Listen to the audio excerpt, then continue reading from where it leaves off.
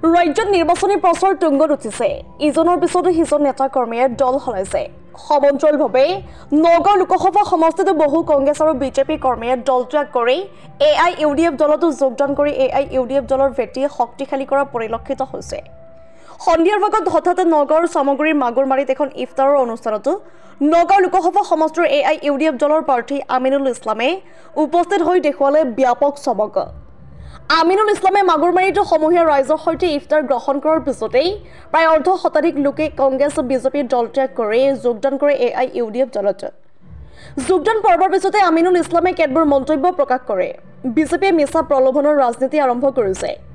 বিজেপিয়ে সাপ হৈ খুটিছে, বেজ হৈ জাৰিছে, আকাশতো চাং পাতিছে বিজেপিয়ে।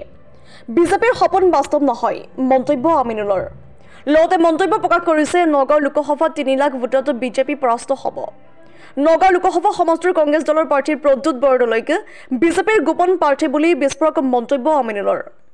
ভাৰতবৰ্ষত নিজৰ পৈতৃক সম্পত্তিৰ পৰা ৰাইজক অনুদান দিয়াৰ যদি উদাহৰণ আছে তেন্তে সেইজন বদৰুদ্দিন আজমলৰহে আছে, আন কোনো নেতাৰ নাই বুলি সদৰি কৰে। নগাঁৱৰ পৰা বিভূতি বৰাৰ ৰিপৰ্ট, ইছা 24x7। সামগ্ৰী সমষ্টি কমিটিৰ সভাপতি সাধাৰণ সম্পাদক প্ৰমুখ্যে কৰ্মকৰ্তাসকল, নগাঁও জিলা কমিটিৰ সাধাৰণ সম্পাদক সাদ্দাম হুছেইন ছাহ প্ৰমুখ্যে জিলা কমিটিৰ কৰ্মকৰ্তাসকল, আমাৰ জ্যেষ্ঠ কৰ্মী মহিবুৰ ৰহমান চাহাব, আমাৰ এই অঞ্চলৰ মুৰব্বীসকল মহিবুৰ ৰহমান চাহাব আৰু অন্যান্য আমাৰ দলীয় সতীৰ্থবৃন্দ আৰু আজি নতুনকৈ আমাৰ দলত যোগদান কৰা প্ৰায় অৰ্ধ শতাধিক আমাৰ নৱাগত সদস্যসকল, আমি আগন্তুক লোকসভা নিৰ্বাচনৰ প্ৰাকখনত আপোনালোক আজি অৰ্ধ শতাধিক লোকে ইয়াত আমাৰ দলত যোগদান কৰাত আমাৰ দলৰ শক্তি বহুত বৃদ্ধি পাইছে। আৰু চামগুৰি সমষ্টিত আটাইতকৈ বেছি মানুহ কণমাৰী পঞ্চায়তৰ পৰা যোগদান কৰিছিল। তাৰপিছত মাগুৰমাৰী পঞ্চায়তত বহুত লোক, আমি কেইবাদিনো মাগুৰমাৰী পঞ্চায়তৰ কেইবা শ লোকক আমি যোগদান কৰাইছোঁ ইয়াৰ পূৰ্বেও, আৰু আজিও নতুনকৈ যোগদান কৰিছে। তাৰপিছত মোৱামাৰী, কাঠপৰা, ভাটিয়াকালি, লটানী চাপৰি আৰু অন্যান্য পঞ্চায়ত চিঙিমাৰী, জিউমাৰী, আমি এইকেইদিনত বহুকেইজন কেইবা হাজাৰ লোক চামগুৰি সমষ্টিৰ পৰা আমাৰ দলত যোগদান কৰিছে। আৰু নিঃসন্দেহে আমাৰ দলৰ যিটো উত্থিত আমাৰ জনপ্ৰিয়তা যথেষ্ট আশাব্যঞ্জক, আৰু এই কথাই প্ৰমাণ কৰে অহা লোকসভা নিৰ্বাচনত আমি ইয়াত বিপুল ভোটত জয়লাভ কৰিম। আৰু আপোনালোকৰ ইয়াত এটা কথা আমি ইতিমধ্যে স্পষ্ট হৈছে যে বিজেপি দলে যিজনক প্ৰাৰ্থী দিছে সুৰেশ বৰা, তেওঁ দীৰ্ঘদিন কংগ্ৰেছৰ নগাঁও জিলা কমিটিৰ সভাপতি আছিল, তেওঁক নি পেলাই বিজেপিৰ প্ৰাৰ্থী দিছে। আৰু প্ৰদ্যুৎ বৰদলৈ তেওঁক ইয়াৰ পূৰ্বে বিজেপিৰ পৰা তেওঁ টিকেট ল'ব বুলি এটা চূড়ান্ত সিদ্ধান্ত তেওঁ লৈছিল। যদিহে গৌৰৱ গগৈয়ে ইয়াত টিকেট পায় তেনেহ'লে প্ৰদ্যুৎ বৰদলৈ বিজেপিৰ টিকেট ল'ব, তেওঁলোকৰ আলোচনা চূড়ান্ত হৈছিল। তাৰপিছত যেতিয়া প্ৰদ্যুৎ বৰদলৈক কংগ্ৰেছেই দি দিলে, তাৰপিছত বিজেপিয়ে সুৰেশ বৰাক দিলে। যিয়ে নহওক দুইজনেই কিন্তু বিজেপিৰ লাইনত, আৰু দুইজনেই বিজেপিৰ কেণ্ডিডেট, এ কেণ্ডিডেট, বি কেণ্ডিডেট। বিজেপিয়ে দুজন কেণ্ডিডেট ইয়াত প্ৰক্ষেপ কৰিছে। তেওঁলোক বিজেপিয়ে দুজন দিছে যে কোনোবা এজন জিকিলেও তেওঁলোকৰ হ'ব, এজন পদুম ফুলৰ ছবিত আৰু এজন হাতৰ ছবিত। কিন্তু আমি ভাবোঁ যে বিজেপিৰ তেওঁলোকৰ যিজন প্ৰকাশ্য কেণ্ডিডেট সুৰেশ বৰা আৰু গোপন কেণ্ডিডেট প্ৰদ্যুৎ বৰদলৈ, দুয়োজনে সন্মিলিতভাৱে আমাৰ বিৰুদ্ধে যুদ্ধ কৰি আছে। আৰু তেওঁলোকে আনকি লাহৰীঘাট সমষ্টিৰ বিধায়ক আৰু বহু কংগ্ৰেছ কৰ্মীয়ে বিভিন্ন মিটিঙত তেওঁলোকে কৈ আছে যে আপোনালোকে ভোটটো হয়তো হাতৰ ছবিত দিয়ক, নহ'লে পদুম ফুলৰ ছবিত দিয়ক। স্বয়ং কংগ্ৰেছৰ বিধায়কেই কৈ আছে যে আপোনালোকে হয়তো কংগ্ৰেছক দিয়ক, নহ'লে বিজেপিক দিয়ক, AUDFক নিদিব। তাৰমানে এই কথাতেই বুজা গ'ল তেওঁলোকে এনেকৈ মিলি লৈছে কংগ্ৰেছে আৰু বিজেপিয়ে যে হয়তো কংগ্ৰেছক দিয়ক, নহ'লে বিজেপিক দিয়ক, এটা জিকিব লাগে, যিকোনো এটা জিকিলেই তেওঁলোকৰ হ'ল। গতিকে আমি এই তেওঁলোকৰ যিটো অবৈধ মিত্ৰতা, এই আৰু তেওঁলোকে আমাৰ AUDFক পৰাস্ত কৰাৰ যিটো ৰণকৌশল তেওঁলোকে কৰিছে, দুইজন প্ৰাৰ্থী মিলি লৈছে বিজেপি আৰু কংগ্ৰেছৰ। আমি ভাবোঁ নগাঁও লোকসভা সমষ্টিৰ মানুহে এই কথাটো গম পাইছে, আৰু তেওঁলোকে এই দুইজন কেণ্ডিডেটকে ৰিজেক্ট কৰিছে। আৰু যি ব্যাপক হাৰত আমাৰ দলত যোগদান কৰিছে, অহা নিৰ্বাচনত আমাৰ দলে 8 লাখতকৈ অধিক ভোট পাম বুলি আজি আমি আশাবাদী। আৰু আমি নগাঁও লোকসভা সমষ্টিত আমি শেষ আহি আমি আমি তিনিওখন আসনতে অসমত আমি জয়লাভ কৰিম। আৰু আপোনালোকৰ দোৱা আৰু আশীৰ্বাদ আৰু আপোনালোকৰ অকুণ্ঠ সমৰ্থনৰ আমি শলাগ ল'লোঁ। ধন্যবাদ। জয় অসম, জয় হিন্দ। কংগ্ৰেছ দল ত্যাগ কৰি আমাৰ দলত আজি যোগদান কৰিছে। এতিয়া আমি গৈ আছোঁ মাজুলীতো প্ৰায় 200-300 লোকে কংগ্ৰেছ দলৰ পৰা আমাৰ দলত যোগদান কৰিব। তাতে মানুহখিনি তেওঁলোকে অপেক্ষা কৰি আছে, আমি তাত গৈ আছোঁ। আৰু চামগুৰি সমষ্টিত আমাৰ আগমন মানেই কংগ্ৰেছৰ পৰা AUDFত যোগদান।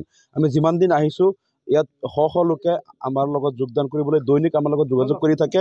আৰু আমি যেতিয়াই আহোঁ তেতিয়া আমি যিমান শ সময় দিব পাৰোঁ আমি সেই লোকসকলক আমি যোগদান কৰাই আছোঁ। আৰু বহু ক্ষেত্ৰত এনেকুৱা হ'ল যে মই নিজে ইয়াত আহিব পৰা নাই বা আমাৰ লোকসভা সমষ্টিৰ আমাৰ ইনচাৰ্জ চম্পকৰিতা ডাঙৰীয়া তেখেতে নিজেও আহি বহুত যোগদান কৰাইছে। আমি যেতিয়া আহিব নোৱাৰোঁ আমাৰ চামগুৰি সমষ্টিৰ সভাপতি সম্পাদক তেওঁলোকেও আনকি কেইবা হাজাৰ লোকক যোগদান কৰাইছে। আৰু এই যোগদানটো জাগিৰোড, লাহৰীঘাট, ঢিং, ৰূপহী, চামগুৰি, ৰহা, নগাঁও সদৰ প্ৰত্যেক সমষ্টিতেই এনেকৈ কংগ্ৰেছ দলৰ পৰা হাজাৰ হাজাৰ কৰ্মী প্ৰত্যেক সপ্তাহত আমাৰ দলত যোগদান কৰি আছে। আৰু এই কথাটো এটা যথেষ্ট শুভ ইংগিত বহন কৰে। আৰু অহা লোকসভা নিৰ্বাচনত যে ইয়াত আমাৰ জয় হ'ব এই কথাটো আমি ইতিমধ্যে নিশ্চিত হৈছোঁ। আৰু ৰাইজৰ পৰা আমি অকুণ্ঠ সমৰ্থন লাভ কৰিছোঁ।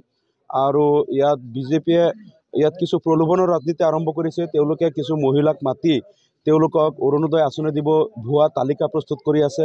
আৰু কিছুমান যদি উজ্জ্বলা আঁচনি পাইছিল বা অন্য কোনো আঁচনি পাইছিল তেওঁলোকক IT চেলৰ দ্বাৰা ফোন কৰাই মোদীয়ে টকাটো দিয়া বুলি এটা মিছা কথা কৈছে। মোদীয়ে 1 টকাও দিয়া নাই, কাৰণ মোদীয়ে কোনোদিন পৈতৃক সম্পত্তি বিক্ৰী কৰি কোনো মানুহক 1 টকা দিয়াৰ নজিৰ নাই। যদি এই ভাৰতত কোনো ৰাজনৈতিক নেতাই নিজৰ পৈতৃক সম্পত্তিৰ পৰা যদি ৰাইজক যদি কিবা অনুদান দিয়া বা সকাহ দিয়াৰ উদাহৰণ আছে সেইটো একমাত্ৰ এজন নেতাই আছে, বদৰুদ্দিন আজমত চাহাব। তেখেতৰ বাহিৰে হিমন্ত বিশ্ব শৰ্মা কওক, নৰেন্দ্ৰ মোদী কওক, অমিত শ্বাহ কওক বা ৰাহুল গান্ধী কওক, কোনো এজন নেতা ভাৰতত নিজৰ পৈতৃক সম্পত্তিৰ পৰা কোনোদিন ৰাইজক 1 টকা অনুদান নিদিয়ে। আজি অৰুণোদয় আঁচনি হওক বা অন্যান্য যিমান আঁচনি হওক এইবিলাক ৰাইজৰ টেক্সৰ টকা, ৰাইজৰ টকাৰেই ৰাইজৰ অনুদান চৰকাৰে দিয়া আছে। ইয়াত মোদী বা কোনো নেতাই তেওঁৰ ঘৰুৱা সম্পত্তিৰ পৰা 1 টকাও কিন্তু দিয়া নাই। গতিকে এই যে বিজেপিয়ে যে এটা ইয়াত অপপ্ৰচাৰ কৰি আছে, আমাৰ মুছলমান সহজ সৰল মানুহক বিভ্ৰান্ত কৰি আছে যে মোদীয়ে আপোনালোকক অনুদান দিছে গতিকে মোদীক ভোট দিয়ক। মোদীৰ টকা ইয়াত নাই। একমাত্ৰ বদৰুদ্দিন আজমল আৰু তেওঁৰ পৰিয়ালে হাজাৰ হাজাৰ কোটি টকা বিলাই ৰাইজৰ মাজত তেওঁলোকে বহুত শিক্ষানুষ্ঠান, তাৰপিছত হস্পিটেল, তাৰপিছত এতিমখানা, বিভিন্ন অনুষ্ঠান, মছজিদ, মাদ্ৰাছা বা বহুত বিধৱা, বিকলাংগ, বৃদ্ধ, বহুত মানুহ নিবনুৱা তেওঁলোকক বহুত সহায় সহযোগ কৰে। নিজৰ পৈতৃক সম্পত্তিৰে একমাত্ৰ এজন ভাৰতত নেতা আছে মৌলানা বদৰুদ্দিন আজমল।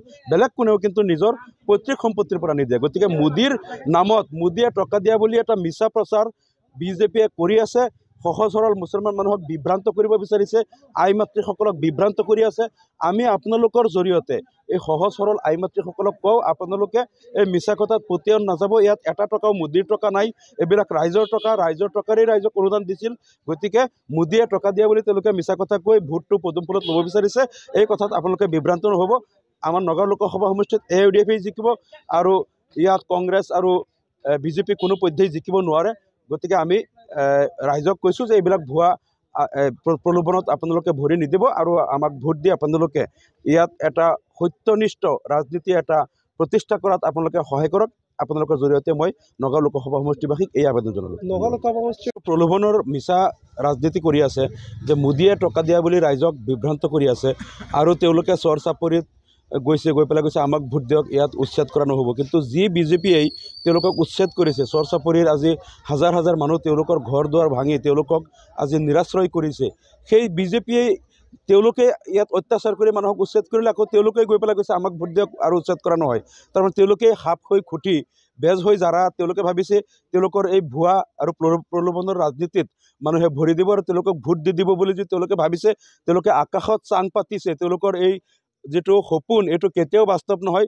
ভোটৰ যিদিনা EVMৰ ভোট কাউণ্টিং হ'ব তেতিয়া তেওঁলোকে বুজি পাব যে এই সংখ্যালঘু অধ্যুষিত এলেকাত আহি তেওঁলোকে যিটো ভুৱা প্ৰলোভনৰ ৰাজনীতি কৰিছিল এইটো যে বুমেৰাং হ'ল। ৰাইজে তেওঁলোকক ভোট নিদিলে, EVM খোলাৰ দিনা তেওঁলোকে গম পাব বিজেপি ইয়াত পৰাস্ত হ'ব। কমেও 3 লাখ ভোটৰ ব্যৱধানত আমি বিজেপিক পৰাস্ত কৰিম। আপোনালোকে এই কথাটো আজি লিখি ৰাখক আৰু কাউণ্টিঙৰ দিনা এই কথাটো ইয়াত স্পষ্ট প্ৰমাণ হ'ব। ধন্যবাদ।